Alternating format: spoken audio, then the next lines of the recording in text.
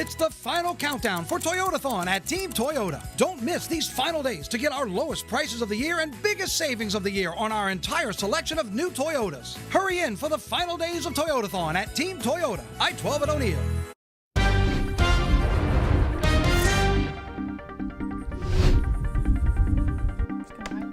Welcome to it. What are you doing? I'm hiding. Don't want to do it? I don't want to do it. Me either.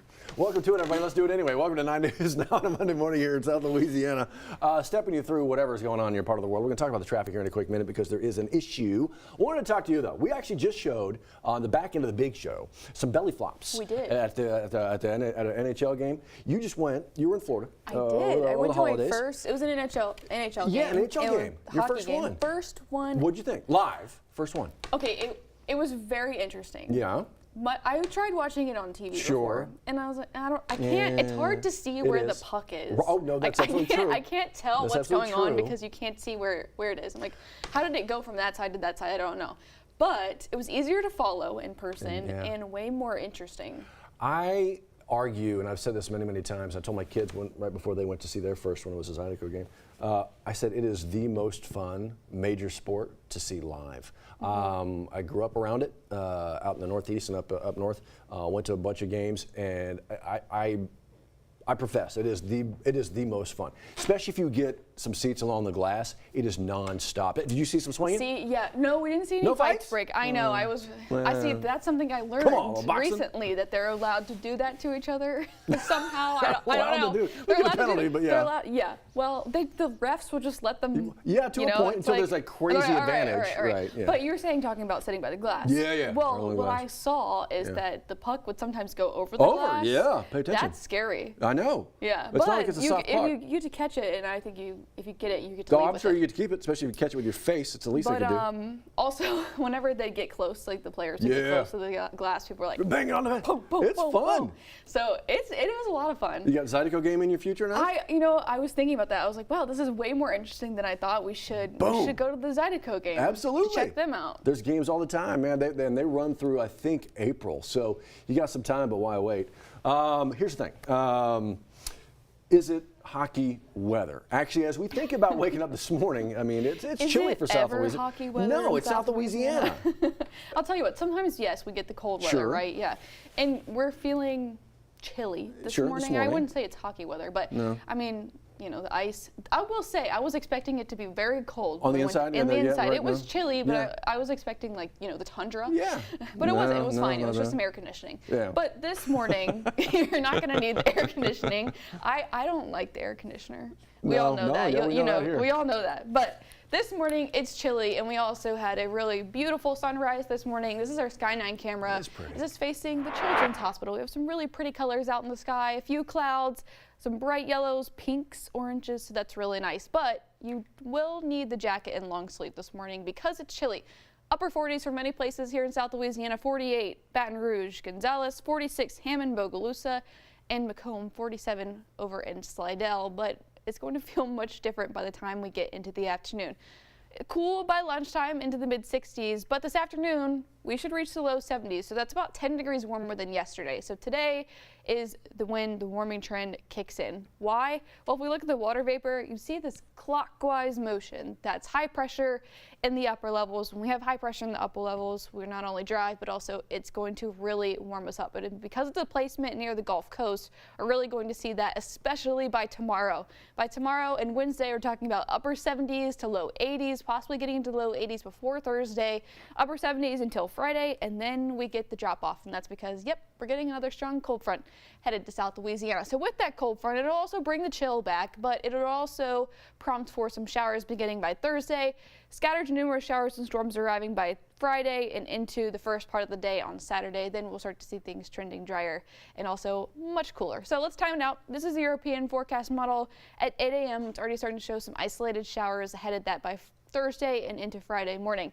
Majority of the rain will come by the afternoon and into the evening. So this is 9:30, 10 o'clock, where we could see scattered to numerous storms passing through and then carrying into the early part of Saturday. So this is Saturday morning. Have it paused at 6 a.m. where we continue to see those showers, possibly a few storms, and then it'll push out. But we'll continue with the cloud cover for the second half of the day on Saturday. Now, before we get to the cold front, the other thing is that we're going to deal with is more moisture with the added warmth, and that means we're watching for fog potential both tomorrow morning into Wednesday and Thursday. It'll become more widespread Wednesday and Thursday as we continue to heat up and also get that moisture returning. But then once the cold front moves through, low 40s by Sunday, low to mid 30s by early next week. So yes, it feels like spring for the first full week of January in 2026. Very warm Tuesday, Wednesday, Thursday, but then once we get that cold front through, that'll help bring the winter feel back, and also a good chance of rain later this week and into the weekend. Matt? Cindy, thank you, ma'am. Appreciate it. I want to give folks a look at the drive real quick because this became an issue about an hour or so ago. I-10 eastbound, one lane blocked on top of the Mississippi River Bridge because of a disabled tractor trailer. You can see what that's doing to the traffic. It's bumper to bumper right now. Again, this is I-10 eastbound heading into Baton Rouge, backed up onto the interstate, backed up onto LA1. Look at this. This is normally kind of a stuck, kind of a well, when it comes to traffic, certainly one of those areas that folks don't like to be in. And this morning, even more so, it is backed up bumper to bumper for a good way now. Only other way to get around it is go down towards the old bridge. But I tell you, again, it's been about an hour. The disabled tractor trailer, hopefully they can hook that up and get it out of the way. We'll keep you in the know. We're back in 30 seconds.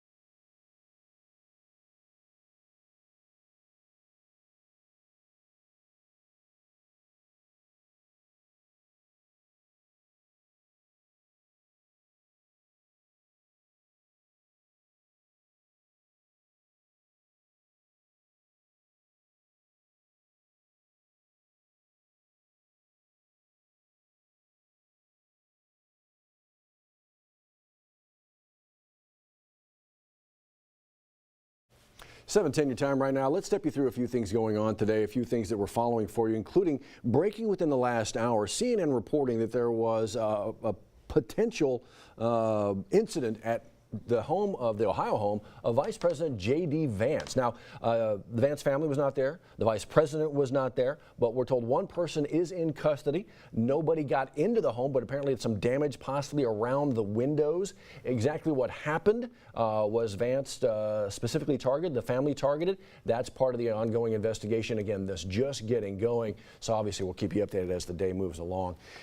The big headline over the weekend, the global headline over the weekend, was the U.S. military action in the country of Venezuela. And now those two are in U.S. custody, both Nicolas Maduro and his wife in U.S. custody, and actually happening today. Here's what's set to happen today.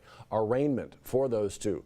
Both are in New York City, set to be arraigned later today. And then also lawmakers are expecting from the White House today classified briefing on exactly what led up to this and how it all went down. So maybe some questions answered as to exactly how this all was planned. All that happening today, but yeah, the world watching that over the weekend, and certainly some questions as this week begins.